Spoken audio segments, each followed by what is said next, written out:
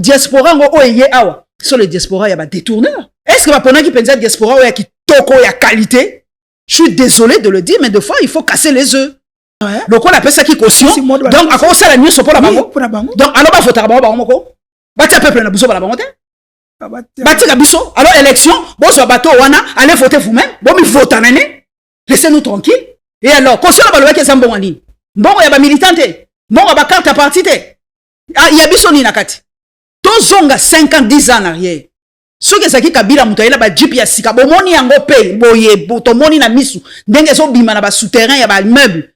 Ndenge bato baza ko filmer. Ndenge Africa News c'est ça ko filmer. Na pesi ya shirika di mambote mingi musala kitoko.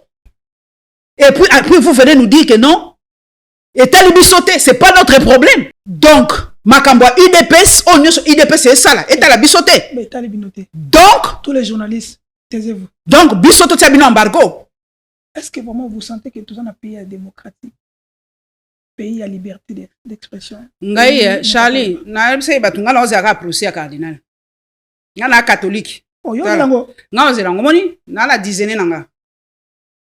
Ozela procès cardinal. Na makambo. Eh, na ozela procès ya cardinal. Point barre.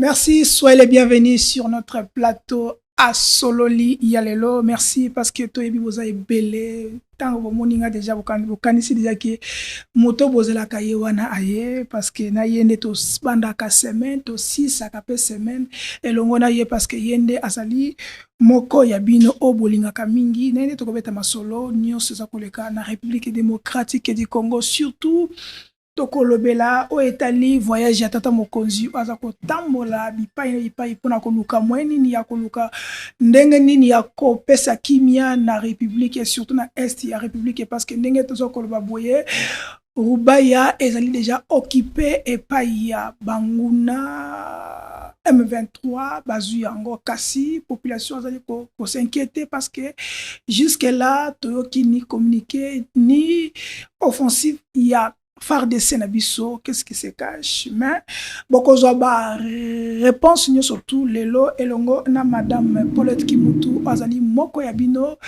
mopanzi sango azali pe analyse politique ye apesaka oyo ye azali komona oyo bino botinde la kaye na ba téléphone boyebisaka yango ayako pesango ko expliquer bino parce que la République démocratique du Congo ezali mboka oyo ya état de droit, tout le monde a droit de dire un mot na gestion ya république.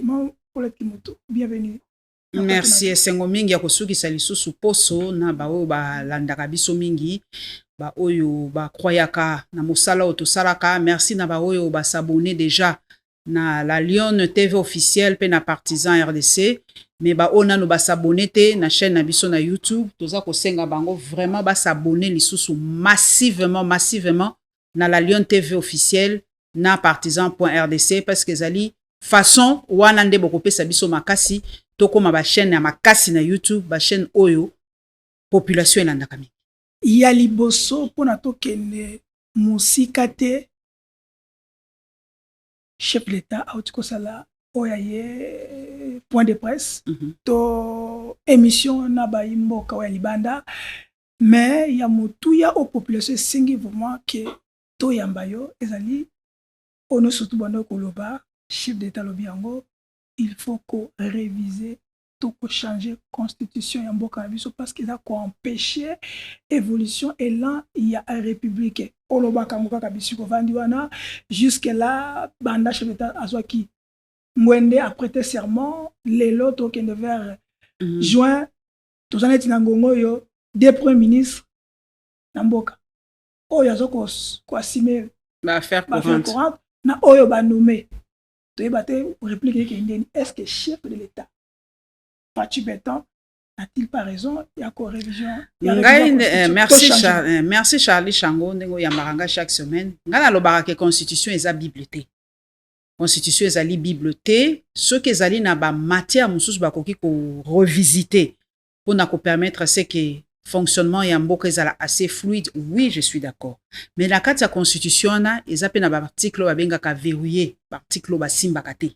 Wana penza bakoki ko simba yango te parce que ezali verrouillé. Mandat chef de l'État, makambo beli. Mais ce qui va moniquer, l'article O, ils ont bloqué, ils ont sa lourdeur. Na ndenge mboke ko tambola oui, côté wana oui, pas qu'on revisiter.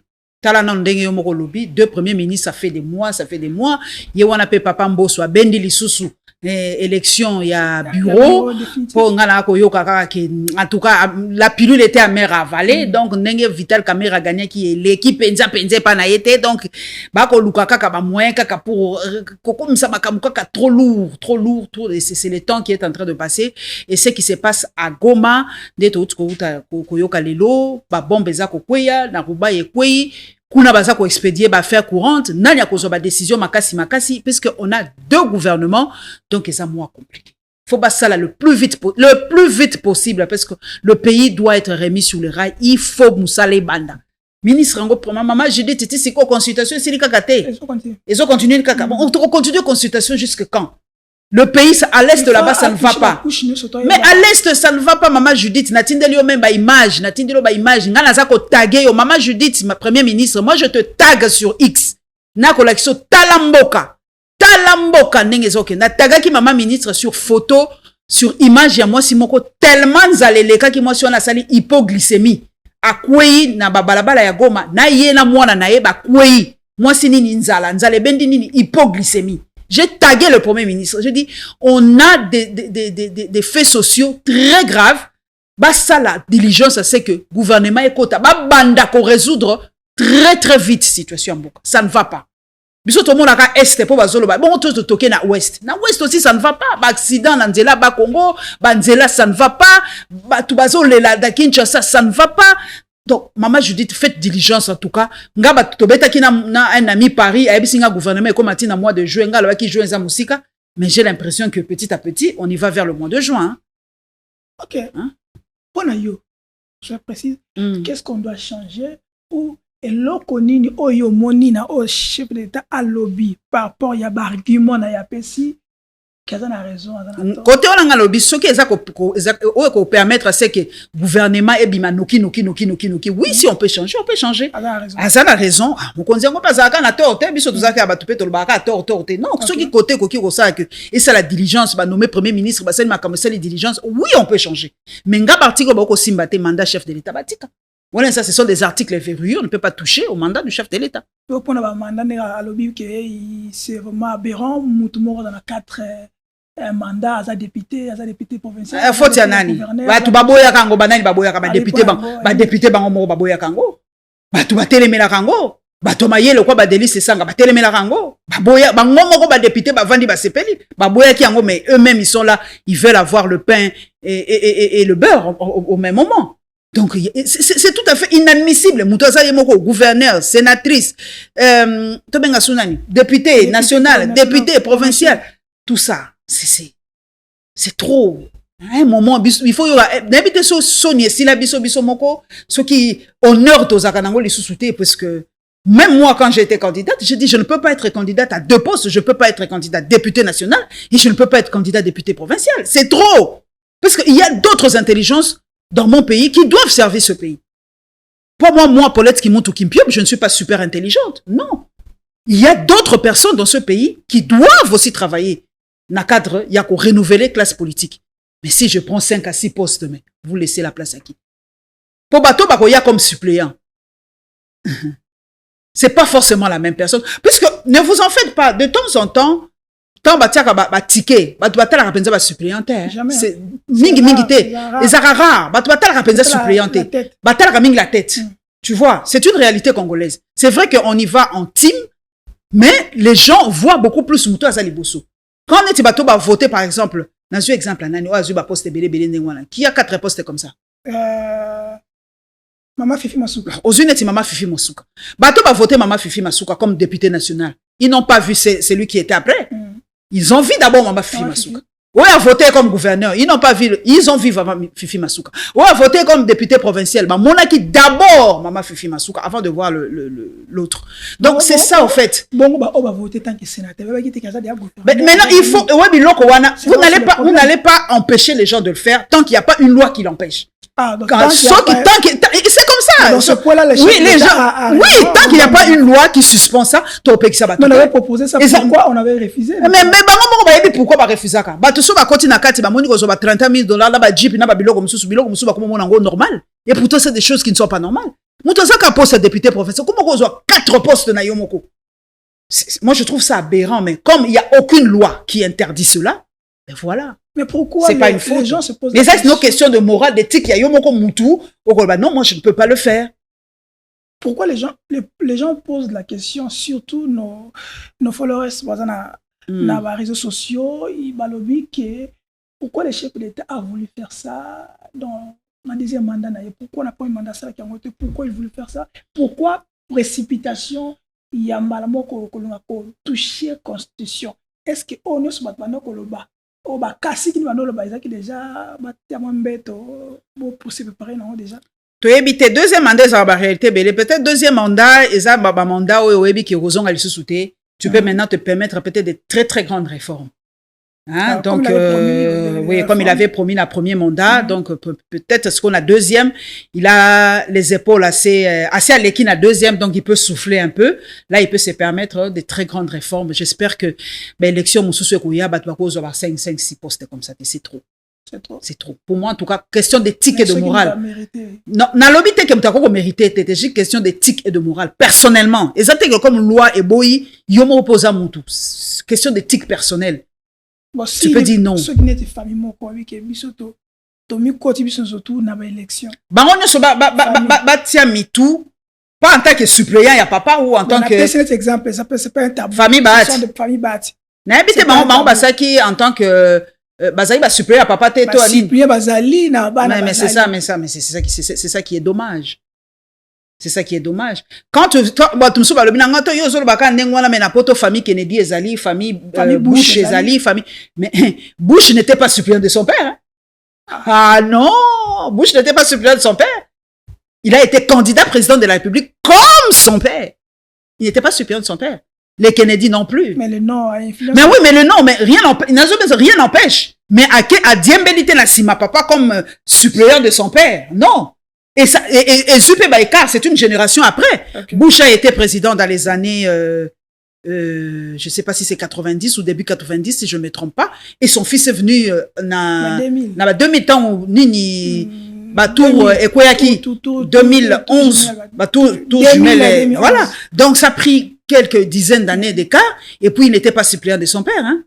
Donc il n'a pas profité, na kozala, na sima papa, na djembe, na sima papa, je prends l'aura de mon père, non. Il a été candidat d'un parti républicain, mais comme candidat, pas comme suppléant de son père. Ok. Ou comme vice-président. Comment Paulette? Avant le sortie médiatique chef de l'État, il a eu une réunion avec les diasporas congolaises en France. Les gens disent que les diasporas congolaises pas en a laissé à couper sa vie sauter pour la révision de la Constitution, pour changer la Constitution. Diaspora. Je respecte énormément la diaspora silencieuse. La diaspora qui nous fait honneur. Baza ebeli, o balubarate, o basa kamisala qui toko, o bapesa rabiso honneur. Baza ebeli, cette majorité silencieuse. On a des rectrices d'université, comme Madame Kayembesi, le nom ne m'échappe pas, qui est recteur, moi si, à l'université d'Edinburgh. Batouama yele makasi, bazali, me balubati. Mais diaspora de fois, biso to monaka. To moni après, elle a une image. Ya na monaki na lelaki, o bazowe la maputa. Diaspora. Bawe la liputa. Bazowe la liputa. O bazako ya. Natangi moko, waza kolobaka ko tumba mutu. Tu sais, je ne sais pas de fois si les gens se rendent compte. Il y a parole ba koloba. Maman Rose ou Maman Justice, portez plainte. Maman Rose, moi je ne comprends. Parce que quelqu'un ne peut pas vous menacer comme ça, ouvertement. Vous avez les images. Mais allez porter plainte à Bruxelles ou à Paris, je ne sais pas moi où. Moutaza qu'on menace bien ouvertement, le bika ko tumba bino soki boye. Na poto mais ça déjà et loko moko ça constituer fraction. Mais soki lelo maman Rose ke pototo papa Peter Kazadia ke kuna basali mabe. Comment on voulait faire à Vital Camille. Bako sala nini? C'est quoi ça cette diaspora là où on ne peut pas arranger les histoires proprement? Il faut qu'il y ait invective, il faut qu'il y ait finga, il faut que diaspora awa. Sur les diaspora, il y a des détourneurs. Est-ce que pendant qu'il pense à diaspora, il y a qui toko, il y a qualité? Je suis désolé de le dire, mais des fois, il faut casser les œufs. Bato bazoye awa. Même si bido bovani na poto, mais babi si bipa bokonzamo babi bozonga bako botangi kuna bako pesa biso nini baba exemple là quelle expertise? Oh ba na expertise de détournement. Ah mais non, soyons logiques. Non, je suis désolé. Moi, Nazali, moi, Paulette Kimutu. Non. Moi, Paulette Kimutu Kimpiob, je ne suis aucunement complexé devant quelqu'un qui vient à Paris, ou qui vient de Bruxelles, ou qui vient de d'ailleurs. Natanga, na Congo depuis maternelle, ti aw. Na soki opportunité qui n'est pas tout, mais je suis bien cultivé. Natanga bien. Et donc, si on tient devant journaliste à poto, naïm sarabango boleki biso kana matériel, boleki biso internet, boleki biso na ba facilité, biso to na ngote. Mais si on bâtit biso dans les mêmes conditions que TV5, France 24 et les autres, on travaille. Biso plateau na biso. Moment na ngote que même TV5 na France 24 na moko. Et alors, et neni, tout ça pe na ba matériel na bangote. Tout ça la matériel là-bas. Ba caméra, au moins biso to ça, tout ça moi lolendo. Biso pe na moi mukio to ça na ngote okoka. Biso to ça ba caméra 6K. Toi appelle loko, toi la matériel na ndenge na biso ya mukie, mais to sala, mais bon on appelle bongo zobima. Donc diaspora oye awa. Ba pone na biso bato ya kitoko, o baza formé ya solo, ba docteur ya solo. Bato ba kota ba kelasi ya solo. Po bato mingi na poto ba kota ba kelasi cité ya solo. Des petites formations là. Toyebani. Prenez-nous des gens au baza vraiment bien formés. Ou ba ko yape ba yeli biso expertise ya solo, pas expertise de détournement. Faut pas détournement ils ont les cas. Ou aka mutongo utaki wat, utaki Bruxelles. Mukola agence ou utaki wat, utaki Hollande. Mukola agence ou utaki wat, utaki Paris. Il paraîtrait que moi na tongo le directeur Yaoni puis paraîtrait que il doit pas utaki wat. Yepa utaki wat. Les gens se posent la question, est-ce que les diasporas que chef d'État Ayambaki sont les diasporas membres IDPS? Voilà, baba IDPS. Ou les diasporas. Et ça, baba IDPS. Et ça, diaspora de sauter. Et baba IDPS. Parce qu'on a vu les gens. Ou proches du chef de l'État. Et ça, proche de. Ils ont sélectionné ça. Bah voilà, donc, et ça, baba IDPS. Ou proche du chef de l'État. Ils ne voulaient pas que Batumsou. Batumsou Bakota. Et ça, le Kolanga Yawa, ngane ti ba briefing. Il y a chef de l'État. Nga ba tianga la katite. Bakonga ba ko tianga la katia briefing ya mokonzi ya mboka te. Patrick a tiaka omebi balongola. Patrick Abatoumou ya na pesi mbote. Patrick a tiaka na engai. Patuna yeko dabi ke pourquoi tiaka. Pourquoi tiaka Paulette Kimutu Kimpiob? Comme akuna, balongoli comme c'est une vérité. Donc chef de l'État ngana sina yambaye avant comme chef de l'État. Donc ezala ba question musu se suka ngana munoko mais moi autour ndenge nini po ba ko tia bato yo basi ba préparer ba question ba pesi bango. Mais tu vois le problème. Si on doit réviser la Constitution, quelles sont les conditions qu'on doit mettre pour ne pas toucher à certaines inquiétudes aux Anango? Mais Parlement, ils allaient. Parlement, on peut ne bandi musalate. Vous croyez? Parlement. Ah, non, ne bandi musalate. Talakaka. Toko baluka baluka kaka. Toko baluka baluka kaka. Le temps est en train de passer. Ngazo salanga pasi na ko mona kuna batuba ko kufa. Le Parlement est zakaka. Le Parlement n'est pas encore assis. Il y a même pas encore le bureau de l'Assemblée nationale. Bako salami bako déposer ba nini ndenge nini. Benga onini. Ba motion ba biloko na bango wana ba nini ba projet de loi soki ba nini. Bako déposer ndenge nini bureau ezana loko salate. Mais bureau ngo pezo toki peto zana ko koti ma bureau ngo ezo inde pe kuna. Ngambo opposition kuna. Papa ba tuveka vraiment. Alobi ya kotika poste on a été ya reporter adjoint pona ni côté ensemble abike faut bango ne bazwa yango ça na yebike ba yokana hein ozuna ngambu ya pouvoir ils aussi bakate papa mbosa bi ezo pesa biso image ya kitoko te image ya kitoko te ya mboka na biso. Comment les autres bazo sala boko pesa biso na kozwa ba exemple à Sénégal ngoti comment ya baninga ça roule comme sur des roulettes et kemba la moko babandi musala. Ah Seigneur, toyoka mawate ndenge nini eloko nini yango mokonzi moko alobi bazoka 33 000 te moko alobi même 21 000 bazoka te bon eloko nini ezosalaki et pas na biso il y a toujours des blocages. Ok, ma polette pendant tout ça clos propos et chef de l'État par rapport à Kagame. Les gens se posent la question pour toi qui est parce que tu as déjà aux gens déjà na bakorang na il y a émission wana le but qui est avec escamouche à Zongeli, il n'y a pas les moyens conditionnels pour qu'on puisse faire la guerre avec le Rwanda. Et il revient encore, il dit que la possibilité de faire la guerre avec le Rwanda, c'est possible. Mais les gens se posent la question, est-ce que s'il faut faire la guerre, tout pour ça la guerre accompagnée avec la France, qui est alliée avec le Rwanda, ou avec les Américains, qui est alliée avec le Rwandais, comment ça va se faire? Balobi la mission makambo armée et tout le barate. Ce qui mokonzi mboka ye moko alobi que c'est possible, c'est faisable, c'est qu'il a les éléments au biso toza na côté. Ko ba biso armée to luka ba expert. Kana ko lobani. Makambo armée ba biso to le barate. Yo mo chalo ye bolingi so batindela nga lettre d'information. Likambo armée ba to le barate. Tant que le quoi ye moko mokonzi ki le commandant suprême alobi que c'est faisable, c'est que c'est faisable. Asuki. Armée to balbai to le barate. Ok, on change de chapitre. Tous on est Kinshasa. Kinshasa paye les motos. Nini sous. Alors ma député a raté Jeep. Yaya. Ok ma Jeep te. Yaya. Charlie.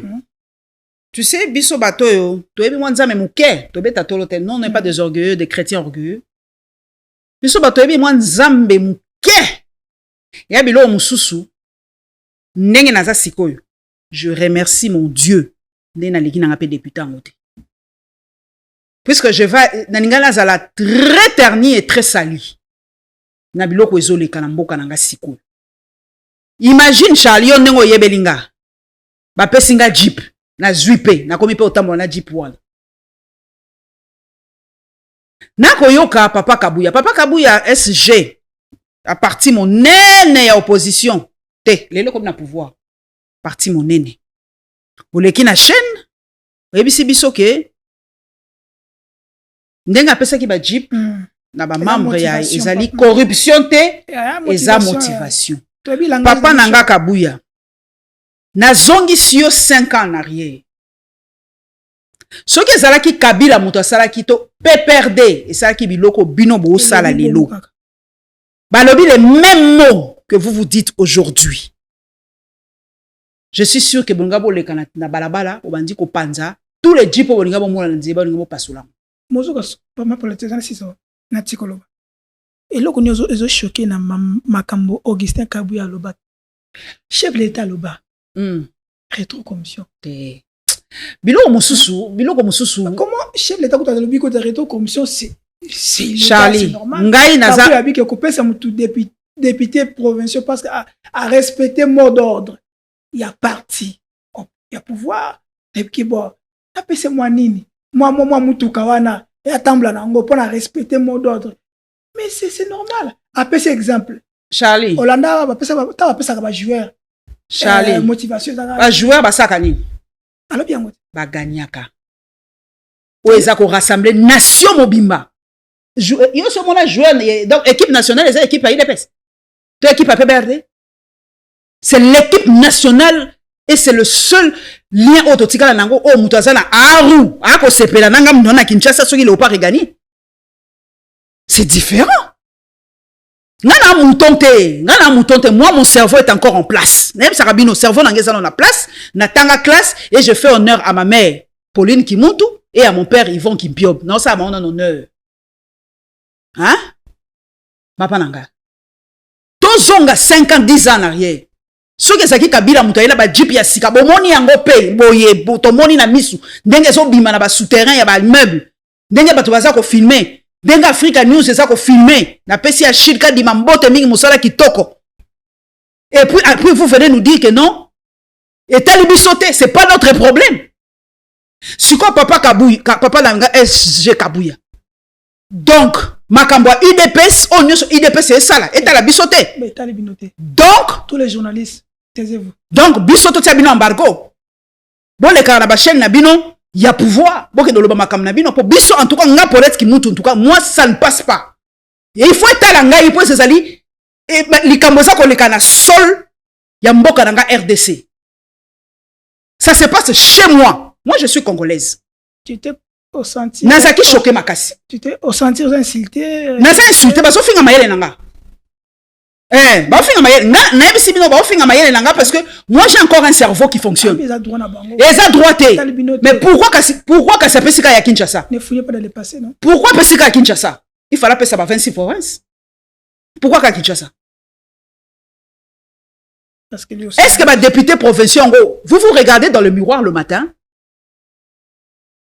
c'est ça le 32 ans de lutte que vous avez prôné donc au lieu de corrompre motiver mais non mais c'est la même chose on joue avec les mots simplement c'est même papa Kabouya nayebi que olingaka na ngaite ngana koma nanga polele bolingi ba chaîne na bisote bolingi ko leke pa na bisote po bisote ko tuna bino mituna ya solo ndemo répondre bonga pe ngana tuna ope mutuna ya solo eta la bisote ndenge nini papa Kabouya c'est ça moi j'ai voté ces députés là donc tout ce qui se passe ayant trait aux députés provinciaux ça me regarde tout ce qui a trait aux députés nationaux ça me regarde parce que zali ngai mutuna mandata ki bango kuna c'est grâce à mes voix grâce à ma voix nanga ke mutabimi député provincial et ça grâce à ma voix nanga ke mutabimi député national ce qui est élection zaki à solo alors là il nous confirme qu'il n'y avait pas eu élection mais à lobby bien voilà bah ça pour confirmer biso que élection et zala qui qu'on a nommé les gens à lobby bien non que peut sa caution il y a ma député bo déclarer tes points parce que bien donc le quoi la personne qui caution le quoi la personne qui caution donc à quoi ça la nuit pour la bango donc alors ba voter ba moko bati peuple na biso ba la bango te bati ka biso alors élection bo so bato wana allez voter vous-même bon mi voter nene laissez-nous tranquille so ka fouti caution et alors caution ba lo ke sa mbongo nini mbongo ya ba militante mbongo ba carte parti te ya biso ni nakati mais c'est grâce à ma voix qu'il est devenu député provincial. S'il y a eu des élections vraies. Mais c'est pour vous dire. Alors, non. C'est la manière. Non, caution. Non. Bisoto, soit quitter, soit n'gala ko soit comme mesure. Nakota la souma, nakolobi la souma kama UDPST. Soit na okota souma kati nanko. Na okota nanko. Ce n'est pas normal.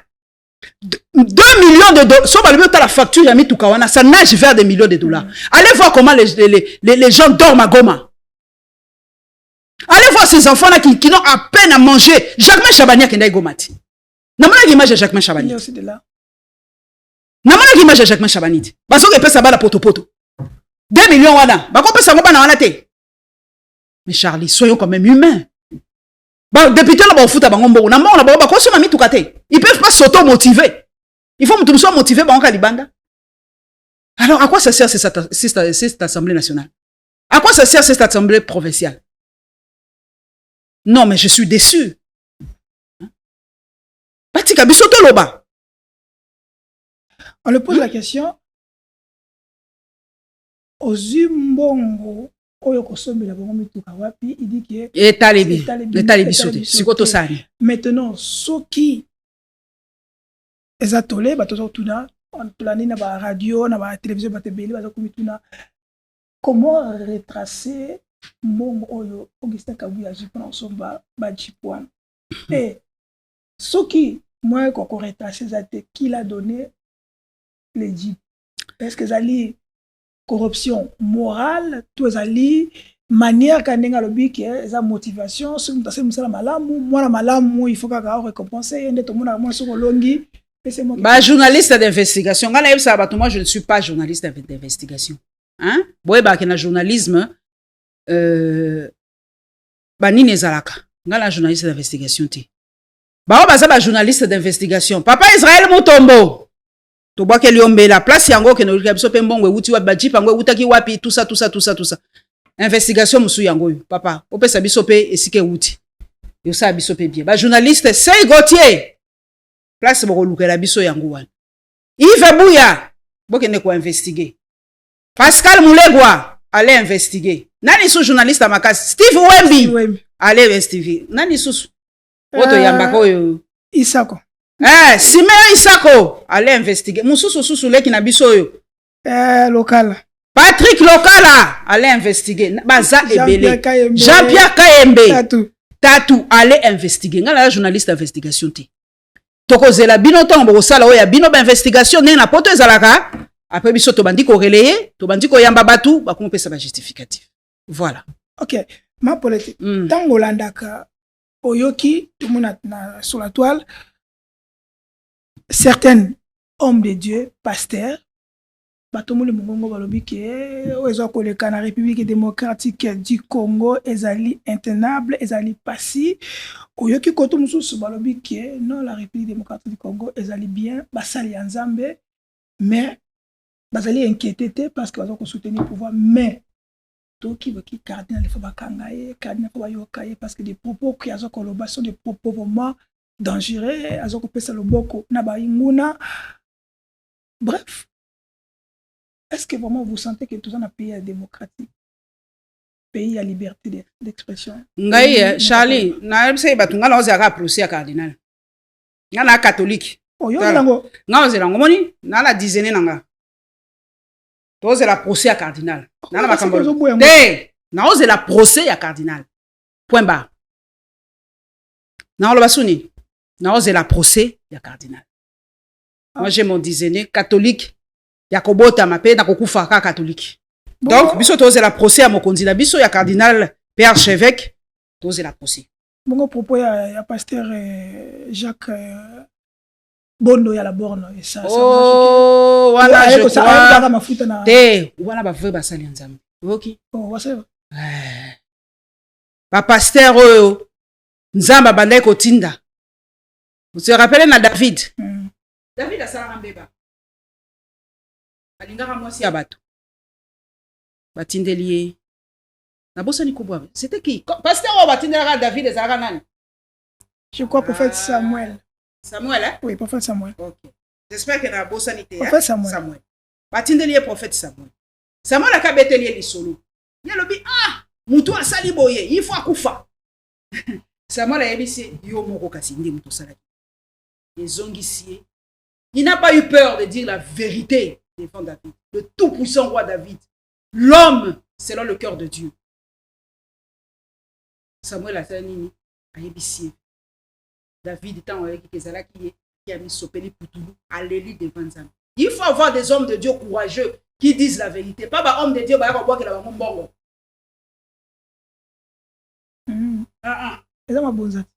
Action de grâce. Ouais, comme il conseille. Action de grâce. Et comme il conseille. Action de grâce. Et comme il conseille. Et comme il conseille. Assemblaki. Et comme il non. Abi assemblaki récompense. Yo ce monde Jésus à part moi sur comme ça quand ma signe d'humilité. J'aurais encore accepté à tirer ma colonne à comme ça. Et comme il conseille. Donc quand tu pries pour quelqu'un, tu dois être récompensé. Ça se fait en cachette. Ça se fait pas devant les caméras. C'est quoi ça? Papa qu'elle a poudre. Hein? C'est quoi ça? Ah oui, c'est normal. C'est non. Au moins il a sous ton sala. Tu as tellement quoi accepter l'inacceptable. Biso nous sommes là. Biso nous sommes pas pasteur pas bon de la biso. Nga soki eloko wana et réussir pasteur nga sambeli ndenge pasteur la ni na pesi mbote la ni par siècle asambeli pour na réussir. Papa. On a coupé ça même au kileko yeba te on a coupé ça. Donc nga lokwa pasteur na ngai naza catholique naza na basali yo basambela pona nga. Lokwa pasteur la nia yeko sambela pona nga. Ale na zui poudre na miliki na nini ayeko sopele na miso batu na filmer. Mais c'est une manière ya kolaksa que non, arrêtons ça. Ezamabe. Mais ne justifions pas tout le monde ne doit pas faire la même chose. Non, ne justifions pas. À l'endroit ko sepela quand même. Il y a bien pour sepela na pas. Comme c'est fils gouverneur. C'est encore mieux. Comme c'est soit directeur de cabinet. Il y a gouverneur à Ville à Kinshasa. Pourquoi pas? Moi, wana, cirque salaire chaque mois. Ma bonza, donc, ça la dîme, couper chaque. Arrêtons. Il y a certaines choses qui doivent nous révolter. Est-ce que les Congolais n'ont plus la capacité de nous indigner? Ngai nazana na cerveau nanga en place, nazana mutema nanga en place. Donc j'ai encore la capacité de m'indigner. Quand je vois quelque chose et ça la conviction nanga te, je le dénonce. Si ça la conviction ayo Charlie on dit que vous sambeli li mutu ba sopeli yo fufu ba filmer yo ba la question na ba réseau wana yo. Mais moi non. Puisque Nzamba lobaki dans le secret. Ce qui est dit dans le secret. Ah! Maintenant. Donc yé asambela qui est non mais arrêtons. Ayebi seki bangwa pour mettre ba OK, tokozwa eloko yo tokozwa yango tozuite. Tozu yango. Siko bazo yango. Mais akene pas pasteur asambela pe pona bato Goma s'il vous plaît. Te kuna bakenda te. Abi kuna prière. Na ko sepela pe so na moni. Prière yo kana. Akene na Goma pas que sambela pona bato Goma. Te na Goma prière yo kana te. Alors. E kanga liko. Arrêtons ça. Arrêtons ces blagues. Quand vous voyez pasteur Asambeli abike résultat ezwami koto ba député. Ba biba ba pesi ba mbongo parce que ba respecter un mot d'ordre. Koto mususu to moni ba député ba sukoli ba maboko abiki wa bondo sukoli la seleka so ka député na biso to gouverneur sa bimité yo manda o sango te o ku na mona ki yango batindela nga wa bato mongala tango ozo mona bongo est-ce que ozo pesa point de vue moko na Jean-Claude Katene ngazo bake le régime IDPS ba ramener biso na temps colonial. Temps colonial ou bien? Tu es même propos avec Jean-Claude. Et donc, naïbité. Donc, Natala qui en gros, navandika sui. Et l'eau le basou. Donc, bazo comme ça biso na état oyo to komi ko kamo makam. Donc, ba komo kat sabino ba komi na ko banga na bo c'est pas makamu ya nini e kotina bonzambe e kotina kikisi e kotina occultisme. Siko to ndimani. Parce que quand on fait passer assemblée, quand on appelle Simbongo, nani ayokani. Naïbité. Maman. On ne peut pas servir de maître. Ah bon? Ah oui. Mususu Nzambe, Mususu Diabulu, Yamwa Mbogo Nkendeni, et Kibudi. C'est comme ça.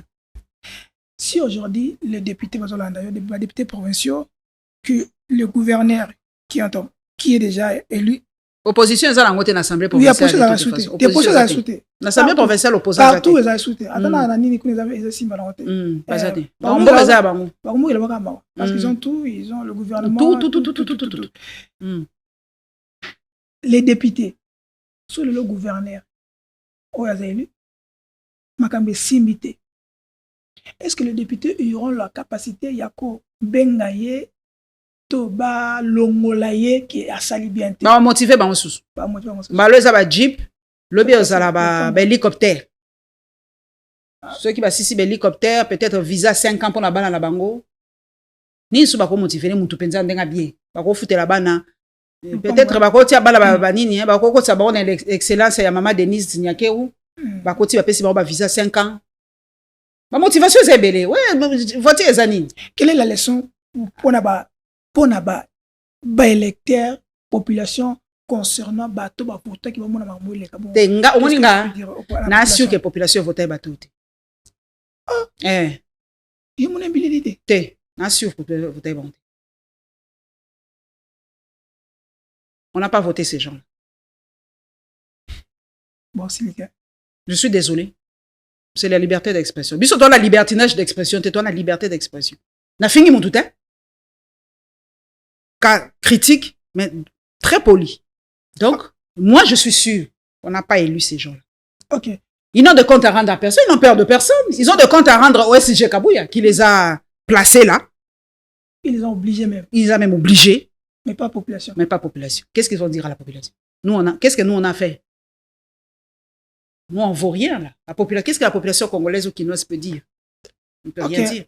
Tous ceux qui sont France, chef de l'État, Batouakomi, Bakoti, délégation, mais tout le monde dit protocole, il y a France.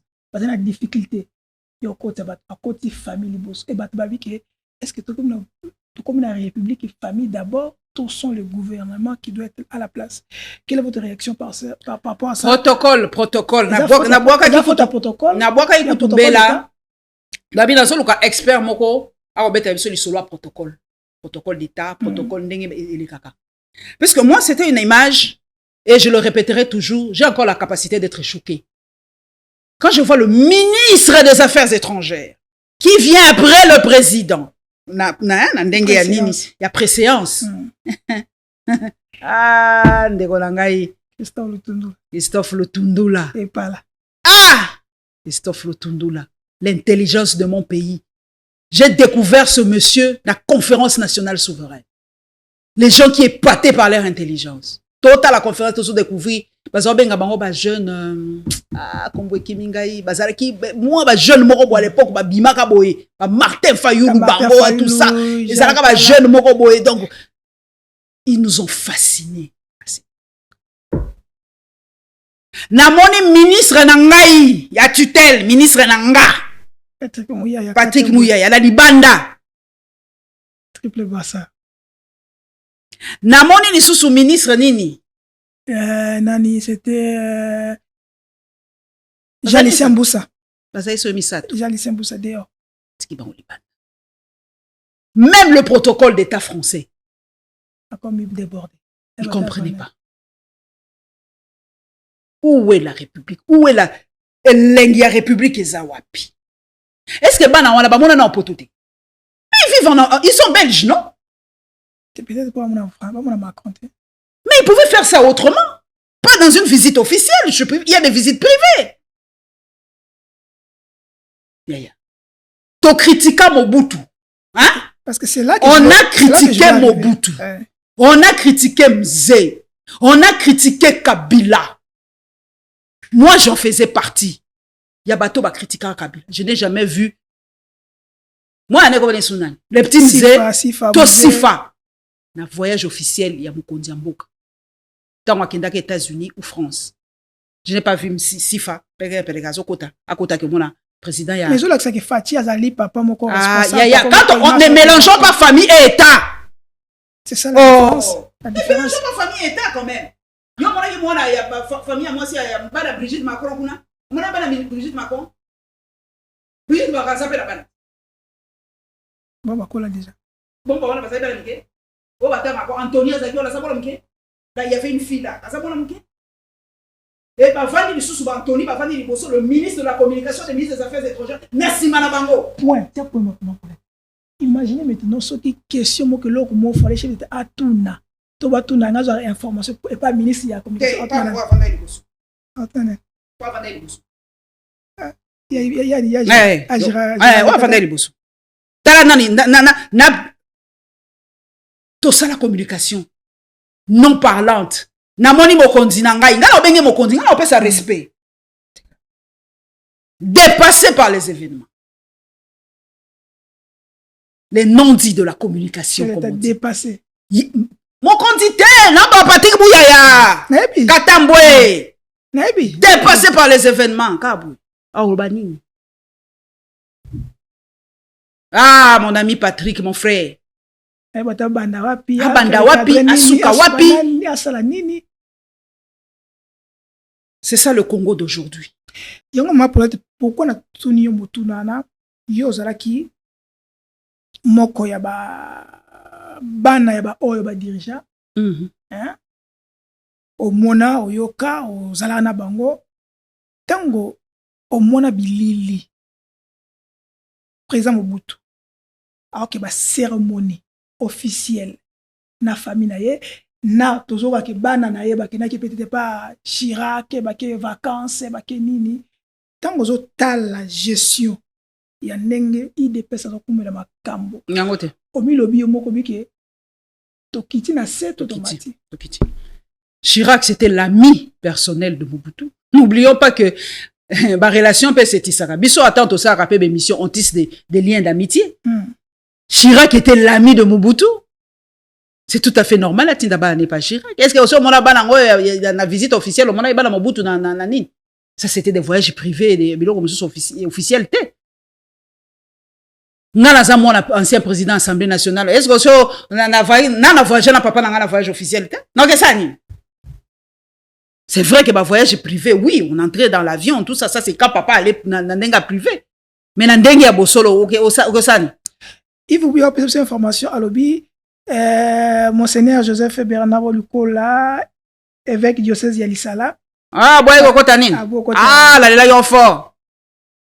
Ah, là, là, fort. Il y a possible non. Au sakana ba catholique.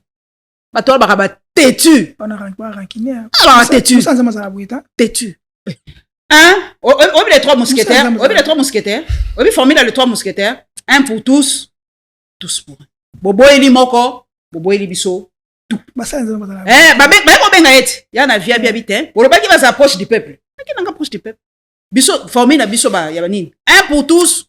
Tous pour un. Bobo eli ya biso ambongo bang. Boy ba attache avec moko te. Akovanda sous na VIP. Et si ok, toko minasuka, on nous fait signe, liker, commenter. Si boza kolanda biso na diaspora, surtout na boba na biso na Nyota, sur Canal Sat, na Sime TV, na Central TV, na boba na biso pe na ba chaîne de relais, quand même bosenga quand même, hein. Et c'est la biso mo beto annoncer bino. Bino boza ka boega bosenga. Bana na bazwaka. Ah, ba chaîne bele ba mozwa. Ah, boza biso ka sa bosenga. Bosenga quand même. Bosenga quand même, te toko bo na biso te. bosenga quand même yanga na zoba biloko ba visi ko diembelaka na makambo na nsima baninga bosenga numéro eza topesa bino officiellement topesi bino eza te tonalamuka boye naomona elongi na nga la chaîne moko nayebi na nga yango te bosengaka bodiembelaka te eza bien te tokomi na suka question suka par rapport ya ministre Nicolas Kazadi il y a des formations concernant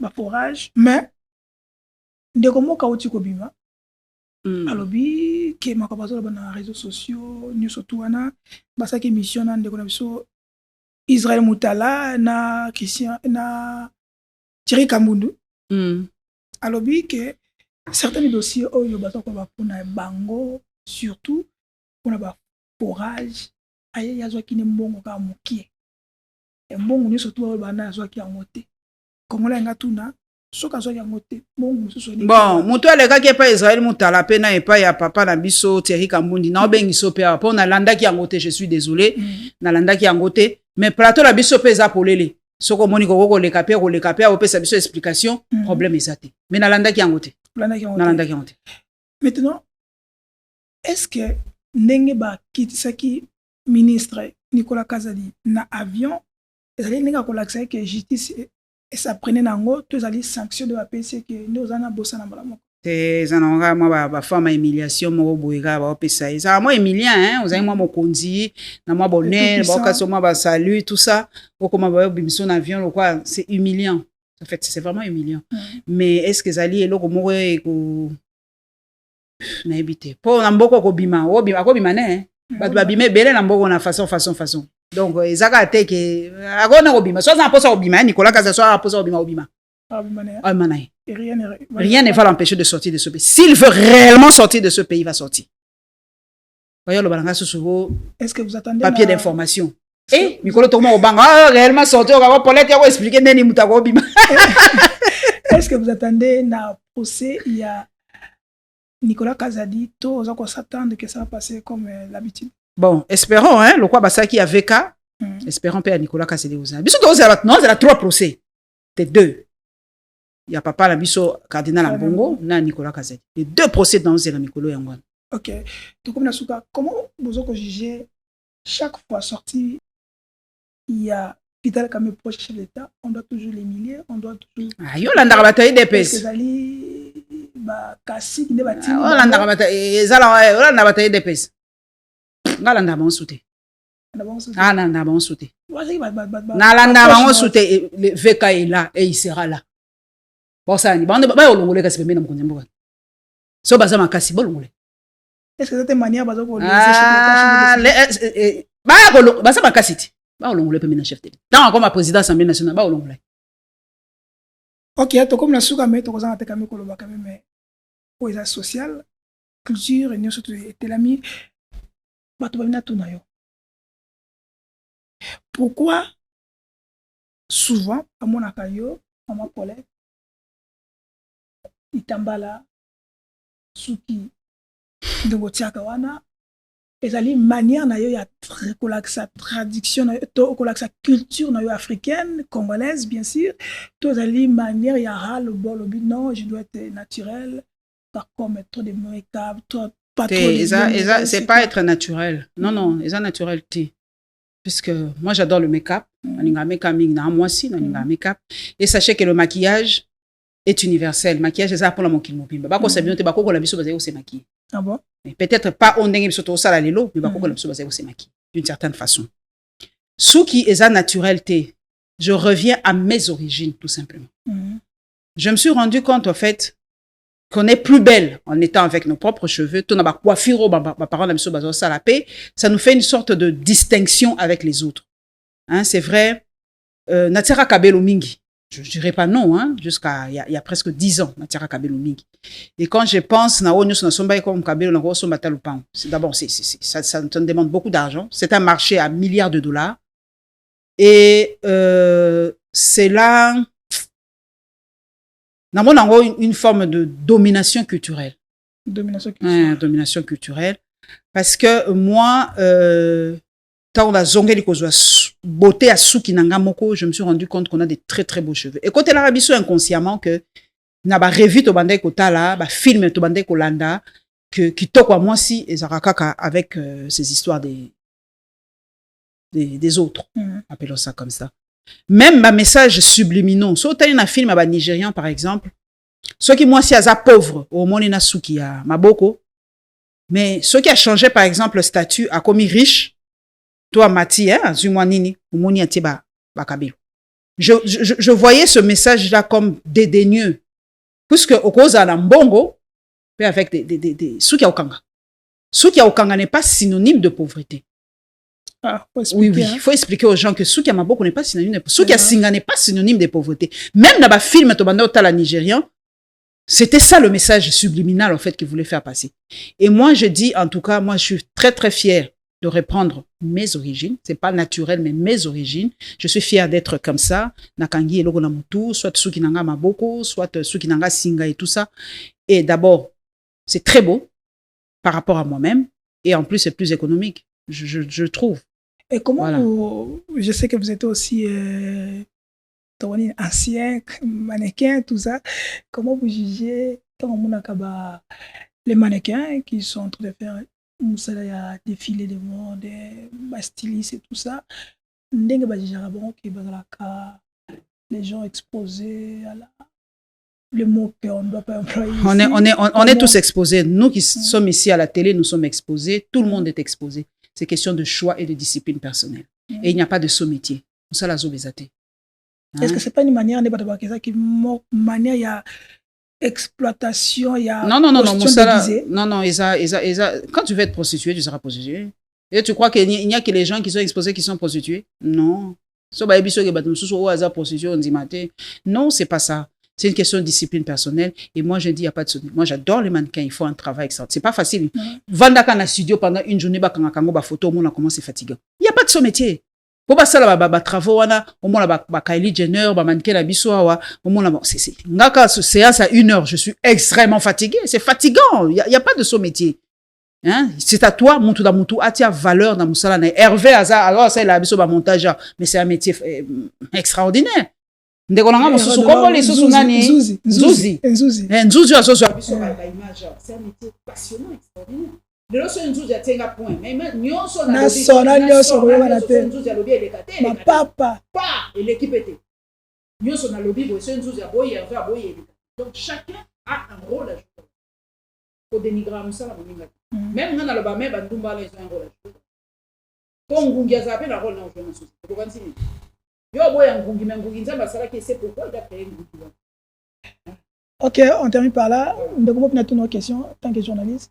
On a une nouvelle, il y a Ndeko na biso joueur au Babengaki na Rwanda. On a une nouvelle mais comment yo? Ba bien intégrer l'équipe mo.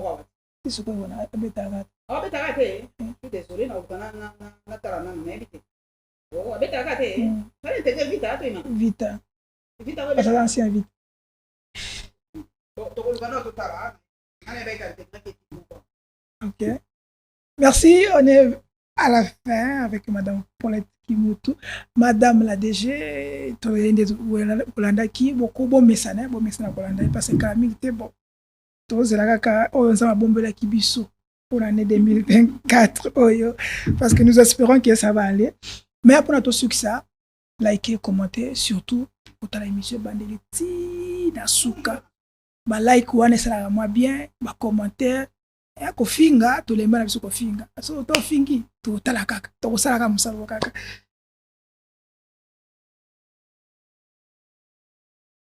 kimia eza na mabota na bino tomonani à la prochaine bye bye